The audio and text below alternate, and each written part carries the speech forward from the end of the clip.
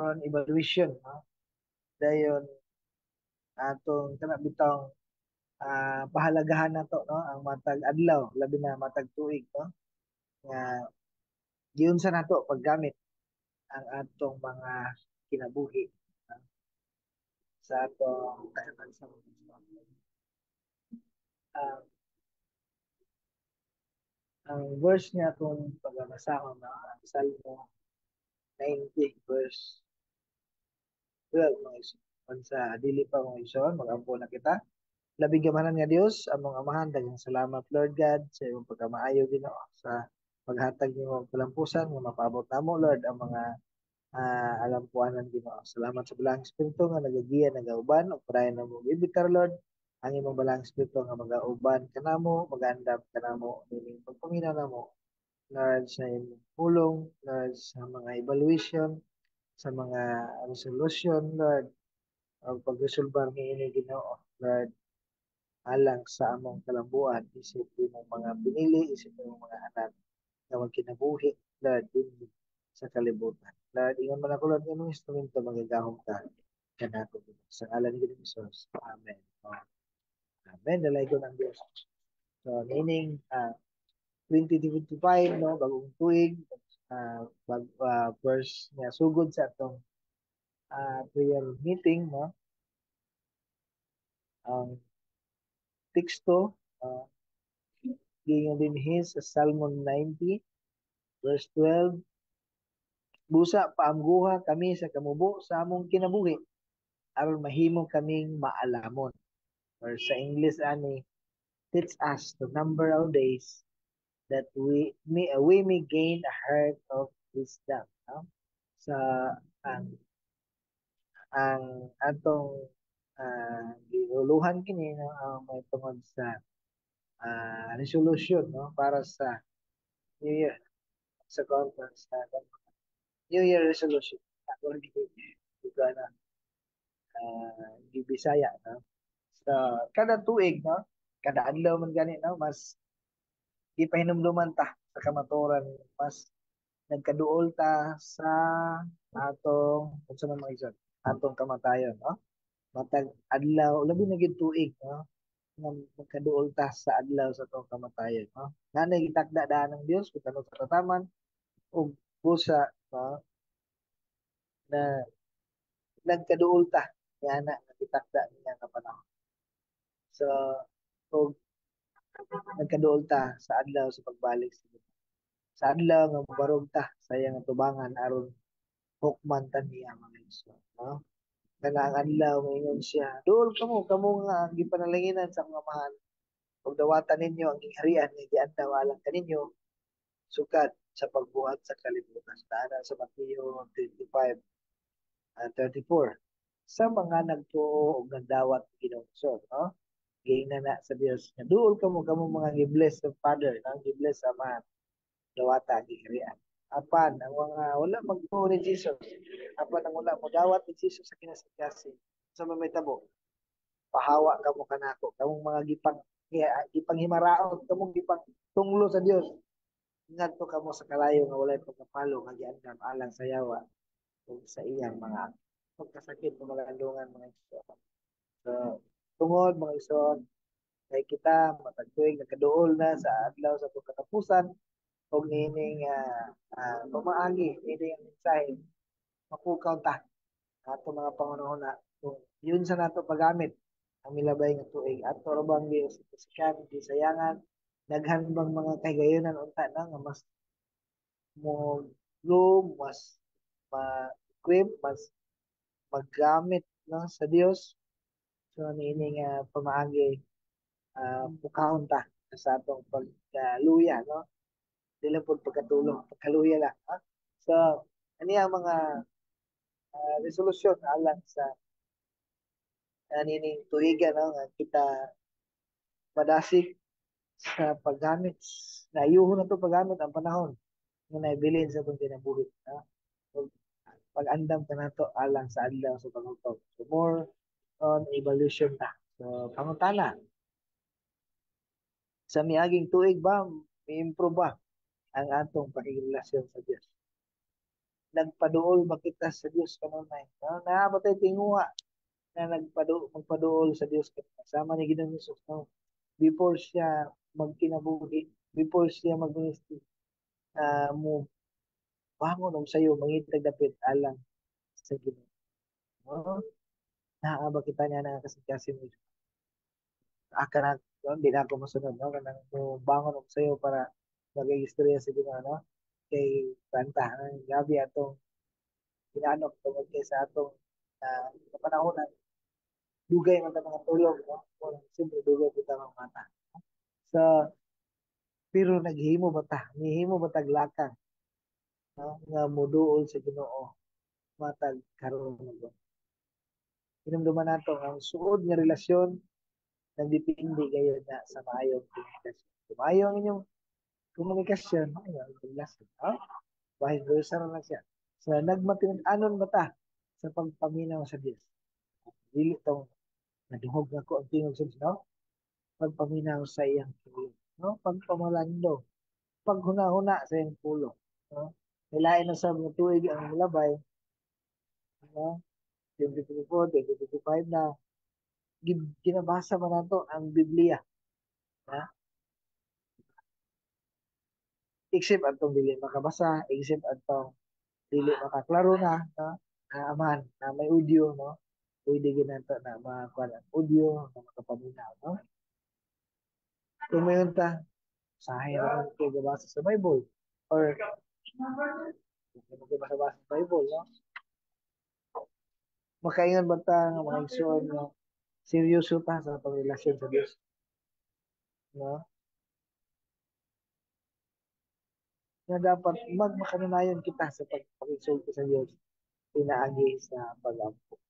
So, saan man yung pagkasuod, kung wala mo kanunay, nga pa na communicate mo isa. So, ang epektibo nga komunikasyon sa Dios ay kinahanglan gayon sa mainiton na pagtuon sa pulong sa Dios, sa Biblia, o diha dayon ubanan sa kinasigasing nga pag-ampo. Kaya atong yampuan di man na siya tiya ha? Dios man na siya nga labing kamanan tinuod buhi ha? O kanang atong pagkamay ng puon. So, ampo naman ko sa una pa ha, 2023. Nga ampo magiging 2024, ampo magiging to. Karon 2025. Or ato niagi ng 2024. Ni saka ni improve ba or ni kustos tunod ni decrease. Yeah, ni increase o ni decrease ng atong pagkamay ng po. Kana ang mga pangutana ato ng paghatagan ng solusyon. Ikaduha, may improve ba ang atong relasyon sa mga igsuon nato, mga brethren nato, nadugangan ba atong gugma sa usag-usa karon nga tuig. Ngayon sa unang Thessalonica 4:19, dili kinahanglan nga magsulat pa ako kaninyo may tungod sa paghigugma sa inyong isig ka magtotoo. Kay kamo gitudloan naman sa Dios sa paghigugma ay. Kung maugayad kini ang inyong gibuhat sa tanang kaigsunan sa masulid na. Usa mga igsoon, naghangyo kami kaninyo nga dugangan ninyo ang kainit sa inyong paghigugma. So mas nagkasuod ba sa usag-usa kaysa miaging tuig. Napay gigamit diri nga nakalaag na mata sa ilang mga panimalay o sila ba nakanhas sa inyong balay, no? Diri mo isa sa tuwa ka. Kaalan tayo mga kaigsunan nga mas luwag-luwag ilang balay dito ta mapulong, no? Tama po yung manipiyot sa mo ano wagi kayo magsita sa nalay sa mga igsoon nga makato pero dili gid ingon nga kaya kayo rare kayo, no? So kada tuig na ay pag-ulasan nga mga network, mga Victor dito sa Maspa, at dayon, uh, nailhan naman nato sila. Kana ang mga tao, nailhan naman nato sila. Kaya tapos, groupings sa men's, kinsa na siya, kung kailaan na, katungod si Kuan, so mga yan, nailhan ba nato sila. Nangita mo tagpaagi nga mailhan sila. Bisan sa ngalan man lang. Bisan ako mag-isa, apil ko ani. Hinabog ko yung pagkasa na ni mag-isa, na?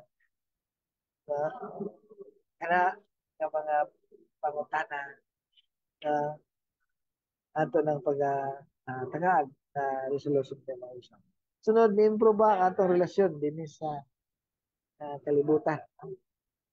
Isip katawan sa Dios natay importante sa mga responsibilidad ngadto nganha sa mga tao sa kalibutan.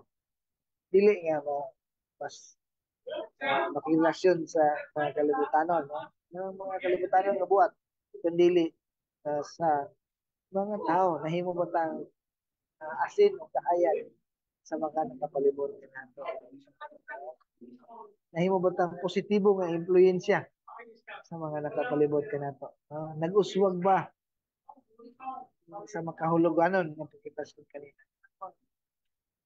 Magkaingon sila nga lahi lagi ni siya. Lahi lagi ni siya kauban. Uh,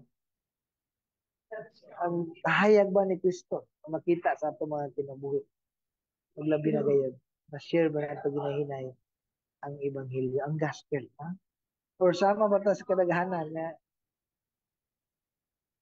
silingan naman unta pero wagi kaila tapad lagi dunta pero wagi magkaila nawala ang pagka maabi-abi ang pangutana sa usa ka tuig nga milabay gigamit ba nato pag-ayo ang panahon nga gihatag sa Ginoo or ato lang ta usike lagmit sa pakyasta sa miaging tuig na paniining atong pag-diskutan karon na angay nato nga i-aplikar nga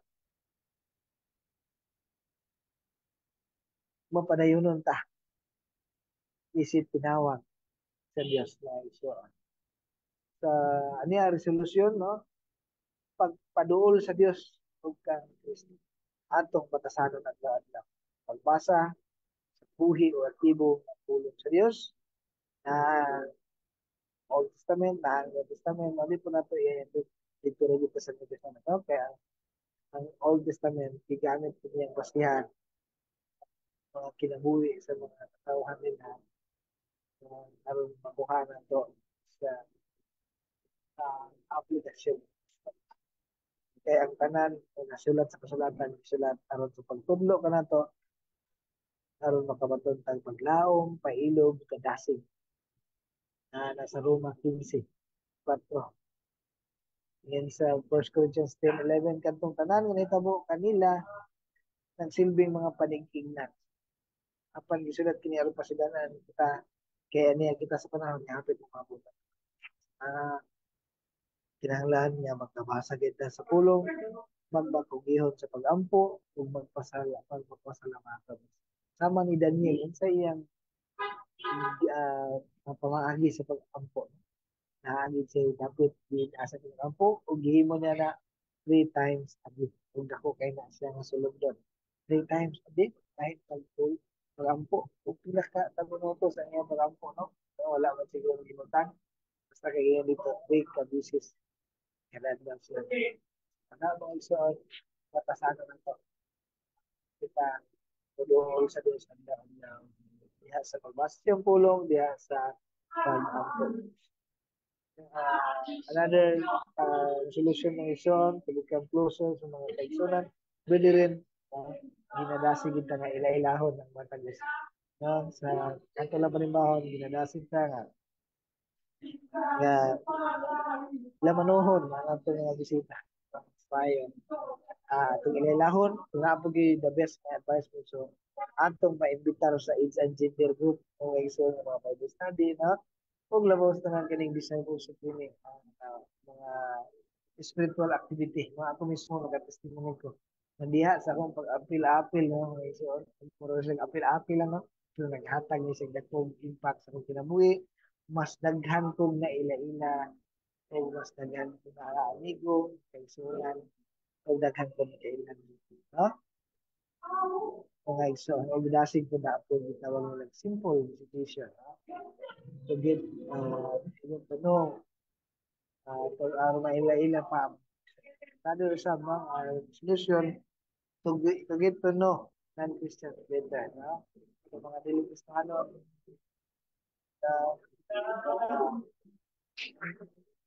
may bagong silingan o bagong kawan. Simple. pagka maabiyabihon, pagka mabiyation, smile, no? Usa ka na maghatag kahulugan og diha pwede siya mahimo nga opportunity aron mapaambit ang pangulika adto kanila mga so God will make a way na willing lang yun ang atong kasing-kasing pag-amit ngadto sa matag usaha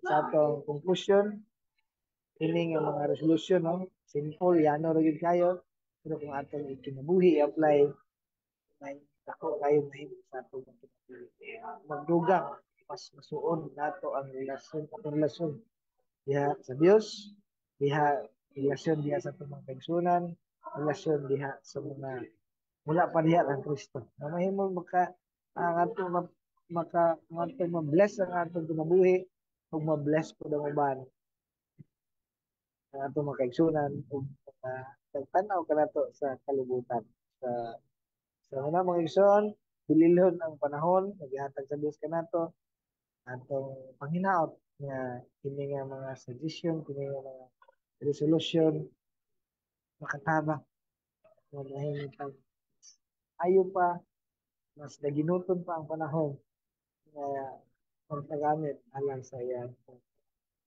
sa kana lang mo igsoon nalaygon ng Dios nakaputa labing gamhanan nga Dios daghang salamat Lord God sa imong mga pagtulon-an Ginoo nga among nadungog karon tamay kami tuluy kami nga among dili na mo mausikan ang panahon tamay kami at kay matag yugto matag adlaw nagkadaulusan kami sa among mga katapusan kamatayon o nagkadaul kami usab Lord sa adlaw sa pag-defend himo ang Ginoo na nahimo kami mo improve mag-improve pa maglambo pa na alang sa relasyon niya kanimo alang sa uh, pagrelasyon sa mga kaigsuonan Lord sa pamilya sa Dios pamilya nimo Dios ug mo Ginoo mas mudan-an pa kami ngadto sa kalibutan mga katawan nga nakapalibot sa Lord wala kay mahimo kung wala ang tabang wala ang espiritu Lord magdahog ka sa matag usa Ginoo magpanalangin ka sa matag usa sa ngalan ni Jesus amen